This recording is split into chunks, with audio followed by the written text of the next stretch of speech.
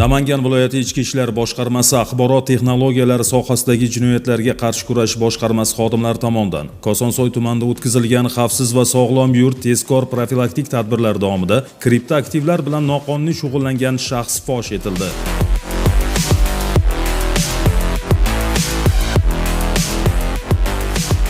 Ma'lum bo'lishicha, Namangan shahri Obihayot mahalla fuqarolari yig'inida yashovchi 1984-yilda tug'ilgan fuqaro Binance va Bitgate birja platformalari orqali kriptoaktivlar aylanmasi bilan tegishli litsenziya hujjatlarini rasmiylashtirmasdan faoliyat yuritib, 250 million so'mdan ortiq mablag'ni noqonuniy ravishda aylantirib kelgan.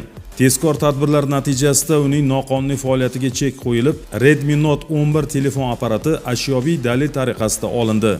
Mazkur holat yuzasidan O'zbekiston Respublikasi Jinoyat kodeksining 278.8 moddasi 3-qismi bilan jinoyat ishi qo'zg'atilib, hozirda tergov harakatlari olib borilmoqda. Hurmatli fuqarolar, unutmang, kriptoaktivlar bilan faoliyat yuritish faqat qonun doirasida tegishli litsenziya asosida amalga oshirilishi shart. Qonunni bilmaslik sizni javobgarlikdan ozod qilmaydi. Noqonuniy harakat bu jinoyat, jazo esa muqarrar.